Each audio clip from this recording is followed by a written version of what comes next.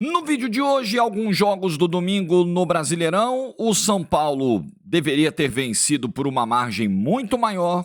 O Santos, mais uma vez, teve um comportamento horroroso fora de casa, principalmente no primeiro tempo. Lembrou aquele primeiro tempo contra o Fluminense do Maracanã, onde nada aconteceu. Ontem foi a mesma coisa. Esse é o padrão do Santos no Campeonato Brasileiro como visitante. Até aqui, 3 jogos, 3 derrotas.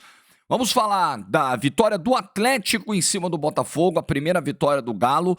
Não foi uma atuação brilhante e nem precisou. Contra esse Botafogo desorganizado aí do Renato Paiva, jogar o que o Galo jogou ontem é suficiente para vencer.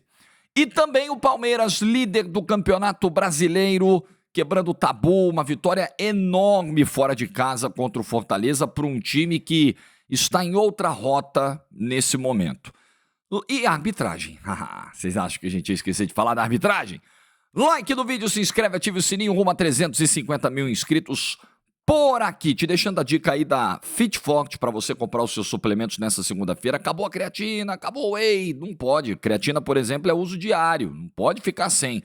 Então, você tem que repor seus suplementos, te indico a Fit Forte. Eu já compro em outra loja. Experimenta comprar na Fit Forte com o meu cupom de desconto, 15% off. Na hora que você fizer a compra, tem lá o campinho, cupom de desconto. Você põe Jorge e Igor, tudo junto. Beleza? Fit Forte, eu indico para você. 3 vezes sem juros, recebe em casa em qualquer lugar do Brasil. Show! Vamos lá, vamos começar com o Sansão, para a gente não perder tempo. Hoje é feriado, talvez você hoje não consiga assistir um vídeo de 50 minutos, né? Às vezes os vídeos de segunda-feira são muito grandes. Vamos falar então aqui da vitória do São Paulo, que deveria ter sido muito melhor, muito maior, uma margem muito mais tranquila do que foi. São Paulo jogou para vencer por mais, sem passar o perrengue que passou na reta final do jogo. Eu vou trazer números do Flash Score aqui para você. Por mais que o São Paulo tenha tido menos posse de bola, por mais que o Santos tenha finalizado mais no jogo, foi um São Paulo mais seguro, mais organizado. A gente está vendo aí, 6 finalizações do São Paulo contra 15 do Santos. Só que o Santos faz uma abafa do segundo tempo, a maior parte dessas 15 finalizações é no segundo tempo, inclusive a chance do Tassiano de empatar o jogo que o Rafael salvou.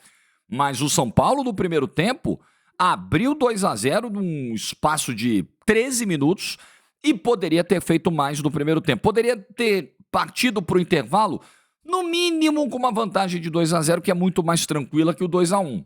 Aí você está sujeito a infelicidades, a fatalidades do futebol, como foi o braço aberto do Enzo, muito aberto dentro da área. Realmente ele não é uma posição natural para jogo, né? Nem mesmo para subida, né? O zagueiro não pode, o lateral, no caso, não pode subir dentro da área com um braço do jeito que o Enzo subiu. Correu risco, a arbitragem deu pênalti e aí o São Paulo tomou o gol, um gol que ele não merecia tomar naquele momento. E no segundo tempo, o que acontece é que o São Paulo corre mais riscos, porque ele não consegue matar o jogo, ele não consegue fazer o terceiro gol, aí o adversário vai pro abafa, bota a gente na área e o Rafael salvou quando precisou. Então a sensação que fica é um resultado para um técnico tão pressionado como o Zubeldia. O Zubeldia começou o jogo ontem tomando vaia. Tomando vaia. O nome dele anunciado, a galera, pressão enorme. Então, pro Zubeldia, era muito importante ganhar o Clássico para ter um pouco de tranquilidade para a sequência, para a Libertadores. Tem um jogo contra o Libertad no meio de semana, que é muito importante. O São Paulo perdeu pontos pro Alianza Lima, né, depois de abrir 2-0, então ele vai precisar se recuperar nessa terceira rodada. Então foi uma vitória muito importante, levando em consideração o momento atual de baixas importantes, de desfalques que o São Paulo tem, sem Lucas, sem Oscar, sem Arboleda, sem Caleri, sem Pablo Maia, sem um monte de gente, Luiz Gustavo, né, foi parar no hospital. É um momento muito delicado. E também você precisa comemorar nesse momento algo que era muito cobrado, muito pedido pelo torcedor do São Paulo, nem só Ferreirinha e André Silva, né? Que tem ido muito bem. Ferreirinha desandou de fazer gol. Já são 5 gols aí num espaço de tempo muito curto.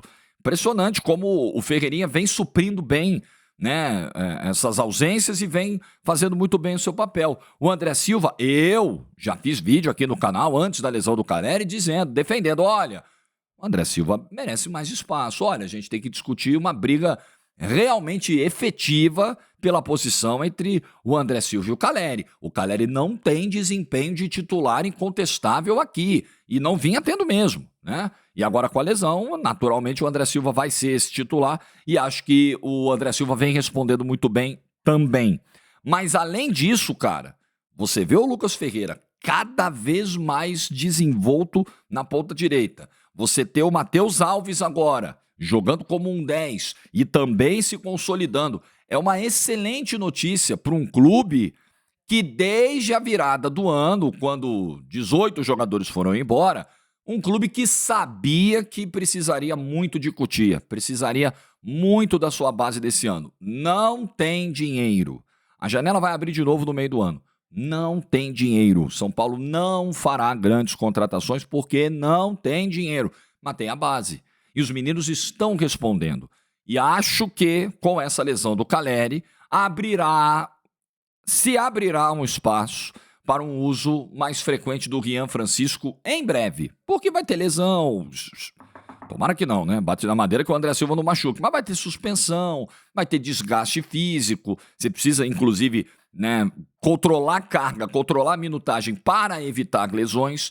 E aí talvez a gente veja o menino que é tratado como a principal joia da base do São Paulo surgida recentemente e que com o Zubeldia, né, enfim, até agora não teve o espaço que acho que merecia ter.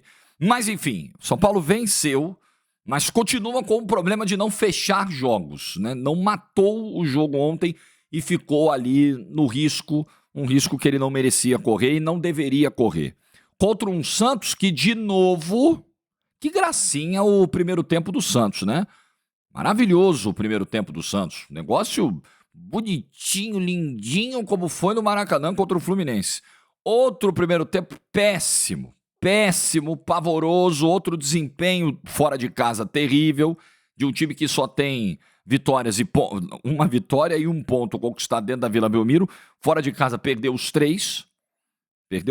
Tomou a virada do Vasco, perdeu para o Fluminense na última bola. E ontem vai ficar uma sensação, né, do final do jogo. Nossa, o Tassiano quase empatou o jogo, o Rafael fez um milagre. Não, o Santos terminou bem. Mas aí a gente vai esquecer a atuação do primeiro tempo? Negócio horroroso. O Santos, de novo, não jogou o primeiro tempo. Santos, de novo, parecia no primeiro tempo, viemos aqui para não perder o jogo. Se der para ganhar, beleza. Se não der, a gente veio aqui para segurar. E aí a zaga falha 2 vezes no espaço de 15 minutos, menos de 15 minutos, em 13 minutos saíram os 2 gols. Primeiro gol, o Ferreirinha passa, o Gil e o Zé Ivaldo estão vendo a banda passar. Segundo, e o João Schmidt erra na saída de bola. Não vem bem o João Schmidt, hein? Não vem bem, não vem nada bem. Problemas, o volante do Santos continuam sendo problemas. Pituca já perdeu a vaga porque começou o ano mal, o Rincon foi junto, o Schmidt agora não vem bem. Só tem o Bom Tempo se salvando ali. Também por ser uma válvula de escape ofensiva muito importante. Então o João Schmidt erra o passe, o Gil e o Zé Ivaldo estão vendo a vida passar, Ferreirinha atropela, vai embora. E o segundo gol, o João Schmidt não acompanha, o Gil, cara, veio o passe, o Gil tinha condição de interceptar o passe.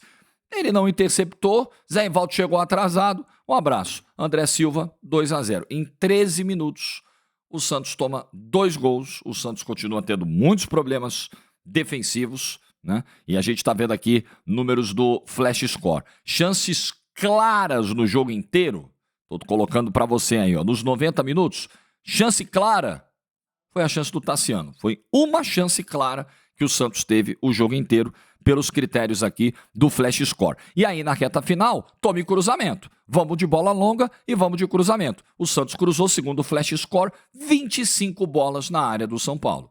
25 bolas. Eu gosto muito de olhar para esse número de cruzamentos do jogo, porque ele, para mim, na minha maneira de enxergar futebol, e respeito quem pensa diferente, Eu acho que esse número, ele diz muito sobre a falta de clareza ofensiva de uma equipe. Quando uma equipe não consegue trabalhar a bola por dentro, não tem qualidade para trocar passes, para envolver o adversário, né? E ela começa a abusar desse expediente. O cruzamento não é um problema, desde que ele seja, de fato, uma arma, uma maneira de chegar ao gol adversário pensada, estruturada e não algo no abafa, no sufoco, no desespero, como foi no segundo tempo do Santos ontem. Tá? Esse é o meu ponto. Eu não criminalizo o cruzamento. Olha, no Flash Score, você tem os números de cruzamentos nos jogos, faltas, cartões, posse de bola. As estatísticas são em tempo real para você dentro do Flash Score. E mais, você tem o placar ao vivo, evidentemente, tudo que é liga aí do mundo inteiro, alguns jogos até com narração, você tem o áudio do jogo para acompanhar, tem a seção de notícias, enfim, é um app completo que muita gente está curtindo demais, está baixando, está conhecendo, está trocando e eu te indico também. Eu deixei um link na descrição que você baixa ele direto aí para o seu celular ou então você pode ir na lojinha de aplicativo aí que você tem e baixar também, procure lá pelo Flash Score, é a minha dica para você. Bom, e então, de 4 pontos no campeonato, o Santos somou 15. Eu vou de novo dizer o seguinte. Não vejo os mesmos sinais que via em 2023 sobre o Santos. Não vejo. Não acho que o panorama seja tão caótico assim. Porém, acho o quadro preocupante. Acho que o Santos deveria, vou dizer de novo... Eu acho que a frase que eu disse foi exatamente essa. Se não foi, foi parecida e o sentido foi o mesmo. O Santos deveria ter a palavra rebaixamento nas suas conversas internas. O Santos deveria. Não é um fantasma. As pessoas ficam com esse negócio, não vamos falar o nome, tem uma doença, não quero falar o nome. Cara, encara a realidade, porra. Encara a realidade. Você tem um problema? Tá bom, o problema é esse, eu sei do meu problema e eu vou resolver o problema, eu vou trabalhar para resolver o problema. O Santos tem um problema hoje de competitividade muito baixa. O Santos sofre para competir, o Santos sofre para criar, o Santos tem limitações, o Santos tem jogadores em fases terríveis. Aliás, o César Sampaio, eu vou falar já. Mais uma vez o Guilherme em campo praticamente o jogo todo, né? Praticamente o jogo todo. E mais uma atuação ruim. A fase dele é muito ruim. Então você tem os volantes em fase ruim, a lateral direita do Santos eu nem vou falar, né? Porque, jogou o Léo Godoy ontem, que tinha ido até bem, até recebeu um meio elogio meu aqui na quinta-feira, porque defensivamente se comportou bem contra o Galo, mas ontem foi mal de novo, é um lateral muito frágil, não tem condições de jogar na Série A, na minha humilde opinião. Então o Santos deveria, nas suas conversas internas, no seu planejamento, nas suas tomadas de decisão, ter a palavra rebaixamento como esse fantasminha que ele precisa afastar. Hoje o Santos está na zona de rebaixamento. São só 5 rodadas. Tudo bem, mas são 4 pontos em 15. De 15 pontos no campeonato, 9? Que 9? 11 o Santos já deixou escapar. De 15 pontos no campeonato, 11 o Santos já jogou fora. Enquanto o Santos tem 4 pontos, o Palmeiras já está com 13. Em 5 rodadas, o Flamengo já está com 11, o Fluminense está com 10, o Red Bull, próximo adversário do Santos, está com 10, mais do que o dobro da pontuação do Santos. Então eu acho que é bom ter uma dose de humildade e realidade para pensar em qualquer coisa no campeonato, que eu até acho que o Santos tem condição, até acho. O Santos tem jogadores como o Barreal, que ontem acabou perdendo a vaga, como o Gabriel Bom Tempo, que eu acho que não deveria ter saído aos 30 quando o César Sampaio fez as primeiras mudanças, um Roleiser que ontem fez a melhor partida dele desde que chegou ao Santos, um Tiquinho que é o centroavante que pode contribuir mais se essa bola chegar mais, é um jogador com uma capacidade de finalização, de escorar, de fazer pivô, a própria volta do Neymar, dependendo das condições dessa volta do Neymar daqui a 1 mês, 2 meses, 3 meses, sabe, sei lá quando vai ser, um goleiro como o Brazão, o Santos tem peças para fazer um campeonato melhor, mas precisa reagir urgentemente. E eu não sei se o caminho para essa reação passa pelo César Sampaio, que ontem o Marcelo Teixeira já estava cogitando ali, não, vamos ver, numa dessa, o Sampaio fica e tal. Sampaio demorou muito para mexer ontem, Sampaio demorou meia hora para fazer as primeiras mudanças no segundo tempo. Sampaio não está pronto, né, gente? Sampaio não está pronto. O Santos deveria ir ao mercado. Porém, ao que tudo indica, este chato aqui não tá tão errado assim. Não tá fácil para o Santos contratar profissionais de alto nível. Por que não está? Porque o Santos é a bagunça que é hoje. Porque o Santos hoje é um clube que tem dificuldades para captar nomes de primeiro nível para trabalhar. Dificuldades financeiras, dificuldades estruturais, dificuldades políticas, questões de credibilidade. Já bati tanto, não preciso nem me repetir aqui. Hoje é feriado, vamos mais rápido hoje, não vou nem me repetir. Então é isso. Então, me parece que quando o presidente vem falar de César Sampaio continuar, me parece que é muito mais falta de opção do que convicção. Não tem jeito, né? Tá difícil trazer, então tá bom, vamos com esse aí. Nessa de vamos com esse aí, o Santos caiu em 2023, tá? O Santos caiu com o interino em 2023. Importante lembrar. Bom, deixa eu falar aqui da vitória do Atlético sobre o Botafogo. Que coisa horrorosa o futebol que o Botafogo vem jogando, mas daqui a pouco nós vamos falar sobre isso aqui. Começou o jogo ontem o Galo já com a entrada do Igor Gomes no lugar do Scarpa. Já tinha acontecido isso contra o Santos na Vila Belmiro. O Igor Gomes tinha entrado bem, tinha sido um dos poucos a se salvar ali minimamente, e o Natanael que ganhou de novo a posição do lado direito. Primeiro tempo do Galo, assim, primeiro tempo do jogo, não foi dos melhores. O Atlético forçou um pouquinho mais pelos lados do campo, principalmente com o Coelho pelo lado esquerdo, e o Galo não conseguia definir bem as jogadas no primeiro tempo. Acho que esse foi o pecado do primeiro tempo. E, de novo, como a gente viu no segundo tempo lá na Vila Belmiro, o Atlético apostando em bola longa, o Atlético com bola comprida. Ontem o Igor Gomes não foi tão bem quanto tinha ido na Vila Belmiro, quanto tinha entrado no segundo tempo. Então, era um Atlético muito ali na correria. E aí o Hulk voltava para o meio-campo e tentava botar essa correria e tentava dar uma arrancada. Muita correria e pouca lucidez, pouco controle do jogo. O jogo não teve muito controle do Atlético no primeiro tempo, nem do Botafogo. Ficou muito ali na base da correria. E o Everson precisou fazer duas defesas importantes no primeiro tempo. Caio Paulista defensivamente sofreu. A dupla de zaga eu acho que se comportou muito bem. Lianco e Júnior Alonso. Acho que principalmente o Lianco, né? Júnior Alonso teve um ou outro momento de dificuldade ali para dar um suporte ao Caio Paulista, mas o Lianco acho que fez uma partida muito boa de novo, muito seguro, às vezes passando do ponto, mas é o jeitão Lianco de ser. E aí vem o segundo tempo e o Cuca coloca o Scarpa e coloca o Gabriel Menino. E aí ele puxa o Rubens, como a gente fez aqui a observação na quinta-feira, né? Pô, o Arana tá fora, eu começaria com Rubens na esquerda e Menino no meio.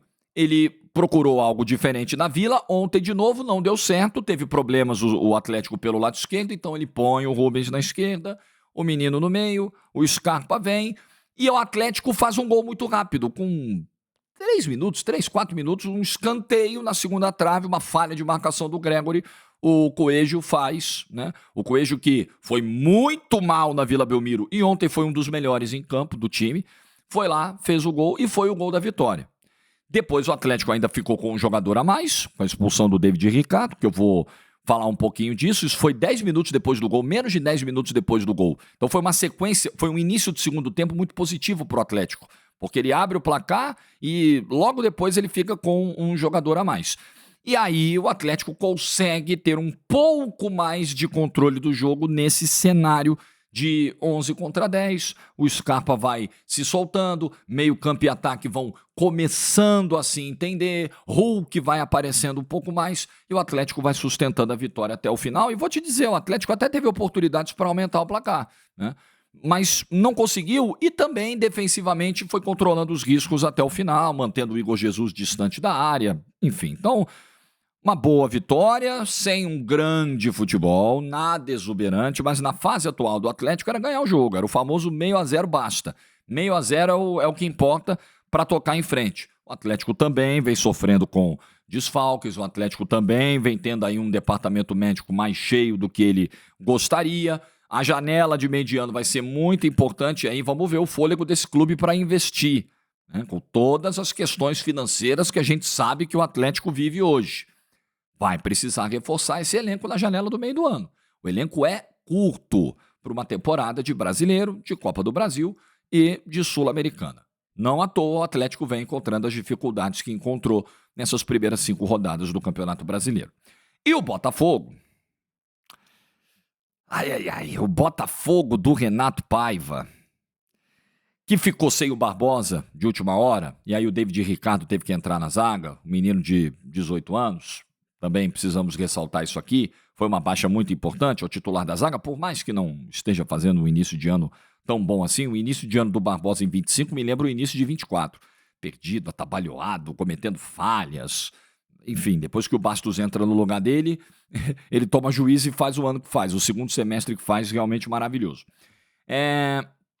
O Botafogo até tenta fazer uma pressão, tenta jogar com linhas altas desde o início do jogo, tenta usar muitos laterais, mas esbarra em erros técnicos e de posicionamento. O Botafogo hoje é um time que joga espaçado demais. Os jogadores têm dificuldades de estabelecer conexões justamente pelo posicionamento em campo, com a bola e sem a bola. Botafogo do Arthur Jorge era um time que sem a bola compactava. O time do Renato Paiva não tem a capacidade de fazer isso até agora. E nós estamos falando de um treinador que antes do início do Campeonato Brasileiro teve um mês para treinar o time. Um mês para treinar o time. Isso é muito importante ser destacado. E o Botafogo não apresenta organização. O Botafogo tem um baixo repertório de jogadas ensaiadas. Ontem até tentou uma, duas lá. Pela primeira vez eu vi, eu falei, caramba, tá acontecendo alguma coisa, mas ainda muito tímido diante do repertório que o time tinha com o Arthur Jorge no ano passado. Inúmeras jogadas de bola parada, jogadas ensaiadas e várias que acabaram dando certo, né? E aí o Botafogo com muita dificuldade de conectar o Igor Jesus. Botafogo, o Paiva disse, depois daquele gol... Qual foi o gol, meu Deus, que o Arthur levanta de cabeça? É contra o Juventude. O Arthur levanta e o Igor Jesus faz de cabeça. O Arthur já está dentro da área fazendo o cruzamento. Foi contra o Juventude. O Paiva disse que queria mais jogadores dentro da área. Os jogadores mesmo disseram, olha, isso aqui foi uma cobrança durante a semana para a gente ter mais gente dentro da área. E assim saiu o primeiro gol contra o Juventude. Só aconteceu ali. O Botafogo continua com a sua área, com a área do adversário, né? A área que ele precisa atacar despovoada, vazia. E aí o Igor Jesus, essa bola não chega, ele tem que sair, ele tem que buscar a bola, recua, tenta conectar o Arthur, tenta fazer uma abertura para um dos pontas, mas ainda é uma dinâmica ofensiva muito travada do Botafogo. Me parece um time desorganizado e espaçado, e que vai ficando ansioso com a bola no pé, e vai cometendo erros de passe, vai cometendo erros bobos. Então, o início do trabalho do Paiva é muito ruim. É muito ruim. Os frutos do planejamento mal feito estão aí. Não tem jeito. Quem planta vento colhe tempestade. O Botafogo está plantando, está colhendo nesse momento o que ele plantou no início do ano. É simples, gente. Não tem mistério, não tem milagre. No futebol existem os processos que precisam ser seguidos. O Botafogo não seguiu esses processos. E os reforços que chegaram também não estão dando resposta rápida. O Arthur erra mais do que acerta. O Santi, até agora, o saldo dele é negativo, desde que chegou ao Botafogo, né? Tem a recuperação do Patrick de Paula. Aí ontem, estamos com um a menos, precisamos empatar o jogo, temos soluções ofensivas no banco, mas não, nós vamos botar o Patrick de Paula. Eu vou repetir isso aqui. Nada contra o Patrick de Paula, mas eu sou obrigado a analisar o que eu vejo. Se existe o tal plano de recuperação do Patrick de Paula e o Botafogo quer recuperar uma parte do investimento, é preciso desenhar, traçar até onde esse plano pode ir sem prejudicar o time.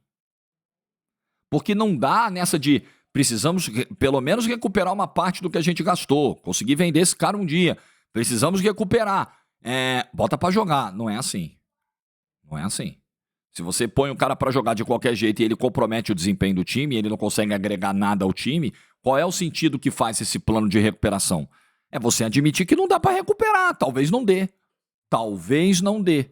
Então, tem me incomodado muito essa insistência num jogador que claramente não está conseguindo acompanhar o nível da Série A. Fisicamente, que é o básico. Estou nem falando técnico e taticamente, que ele também não está conseguindo acompanhar. Mas fisicamente, é pilar. E ele não está conseguindo. Ele não está conseguindo. A expulsão do David Ricardo, enfim, não teve muito o que fazer, né? Era uma chance clara e manifesta de gol mesmo. O Hulk, na velocidade, na explosão, é muito difícil de ser parado. Ele ia entrar na área com uma grande chance de fazer o gol, ia ficar cara a cara com o John. Não tinha muito jeito, né? O menino entrou, estreia dele como titular no Brasileirão, ao lado do Jair, que também é um jogador jovem, um zagueiro jovem, né? O Bastos está machucado, o Barbosa ontem não teve condições. Tem que trazer mais um zagueiro aí. Porque a lesão do Bastos é de um prazo mais extenso.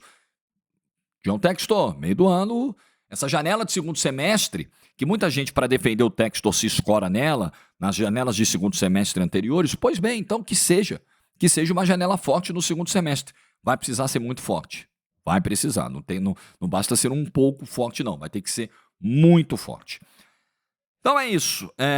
Savarino mal, de novo, uma outra jornada ruim, mas a minha sensação é de que determinadas individualidades aí não vêm aparecendo por uma questão de ajuste coletivo. Esse time do Renato Paiva não tem um bom comportamento coletivo dentro de campo. E aí vai errando, vai ficando ansioso, não chega com clareza ao ataque, erra e acaba sofrendo os seus gols também. E acaba tendo seus problemas defensivos também. Então, não é nada bom o início de campeonato do Botafogo. O Botafogo tem 4 gols marcados e 4 gols sofridos. O Botafogo hoje é um time desequilibrado.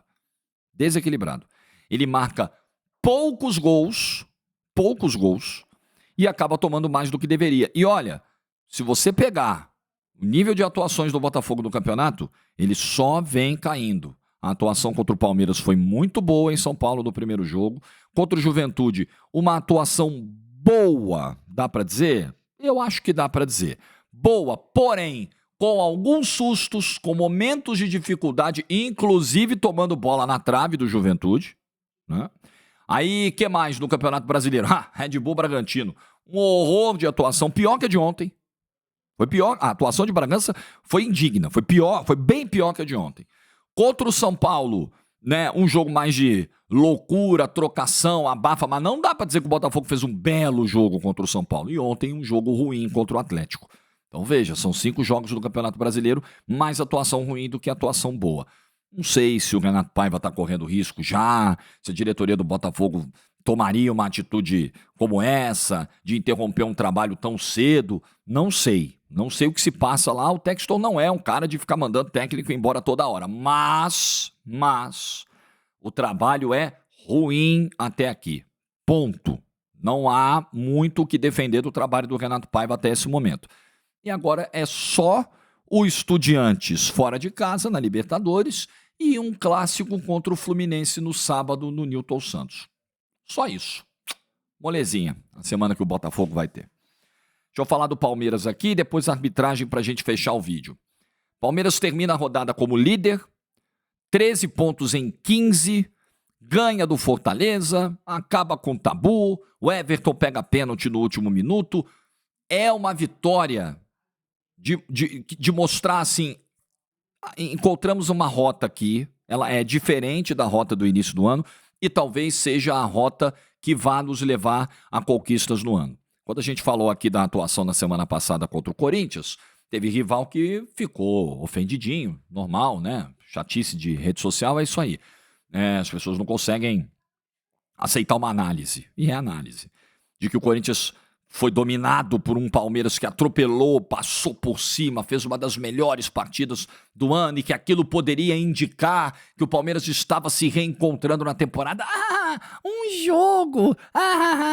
Pois é, ontem nós vimos de novo uma atuação sólida do Palmeiras, poupando jogadores, controlando carga de minutagem. Vitor Roque, por exemplo, ficou no banco, jogou o Flaco Lopes, e ontem o Flaco Lopes não se apavorou na frente do goleiro para fazer o segundo gol do Palmeiras. Uma bela finalização, né? Ontem nós tivemos o Emiliano Martínez, mais uma vez no meio-campo, o Aníbal descansando. O Abel tem feito essa gestão de minutos muito bem desde o Campeonato Paulista. Eu tenho elogiado isso desde o Campeonato Paulista. Isso vai fazer a diferença para o Palmeiras ao longo da temporada nesse calendário tão irresponsável. Me parece até agora, das 20 equipes da Série A, aquela que melhor vem lidando com as dificuldades do calendário, com a gestão de minutos dentro do elenco. E isso é mérito do Abel. E isso é trabalho do Abel.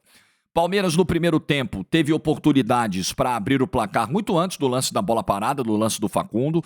Teve o contra-ataque, a jogada em velocidade com o Estevão, pega no goleiro, sobe, o Kusevich tira porque a bola ia entrar. E teve o próprio Facundo Torres, o Davi Luiz salvando. Palmeiras, no primeiro tempo, já criou oportunidades para abrir o placar. Antes do que abriu, acabou abrindo, fazendo 1-0. Com a cobrança de falta do Rios, ele queria outra coisa, ela desvia, muda a trajetória, ninguém corta, o Facundo faz 1-0. E no segundo tempo, logo de cara do segundo tempo, sai o segundo gol, logo de cara, né? Deixa eu só confirmar o minuto exato do gol, mas uma arrancada do Estevão, é Estevão por dentro, é Felipe Anderson na direita, é isso, né, Bel? Esse é o caminho tá encontrado para o Palmeiras chegar ao ataque e lidar. Foi aos 13 o gol do Facundo, a arrancada do Estevão, o gol do Flaco, perdão, e o Flaco Lopes, o Davi Luiz poderia ter feito algo melhor no lance, o Davi Luiz não foi, o Flaco Lopes pensou, você não vem? Então tá bom, vou mandar ali no canto. Plau, mandou no canto, 2-0 pro Palmeiras. Aí, o que faz o Vojvoda? Começa a botar mais gente no ataque. Botou mais um centroavante dentro da área, que foi o Lucero, botou o Tinga aberto na ponta e foi começando a criar oportunidades e foi começando a fazer cruzamentos. Quando o Abel percebe isso, o Abel, vou botar o Naves ali, vou botar mais um zagueiro. Tem mais um centroavante, eu vou botar mais um zagueiro. Não deu nem tempo, veio o cruzamento, o gol do Davidson. Aí o Naves entra e o Fortaleza continua meio que indo no abafa e consegue um pênalti no final, numa bola no braço do Naves. O Everton vai lá e pega a cobrança do Lucero e vai o time inteiro festejar com o Everton. Porque por mais que o Fortaleza faça um ano ruim, o ano do Fortaleza não é nada bom. E o Vojvoda tá tentando, cara. Ele tá tentando, né? Ele ontem buscou uma mudança na formação do time, né? O Alanzinho foi titular no lugar do Marinho, que nesse momento tá no DM, né? Daverson começou jogando, forçando o jogo um pouquinho mais o Fortaleza pelo lado esquerdo no primeiro tempo, com o Alanzinho, que foi essa novidade na escalação. Fortaleza conseguiu manter o jogo num nível de equilíbrio em algum momento, mas o Fortaleza não faz um grande ano. O Fortaleza tem dificuldades na temporada.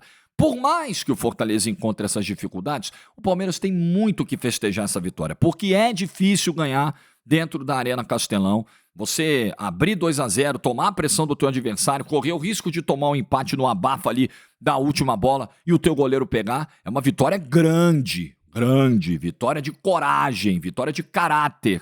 Vitória que você fala, essa vitória é para posicionar e deixar bem delimitado aqui quem tá brigando pelo título e quem não tá. Né? Quem vai lutar na parte de cima da tabela e quem talvez não vá. Mantém a invencibilidade dentro do Campeonato Brasileiro e volta a jogar bem.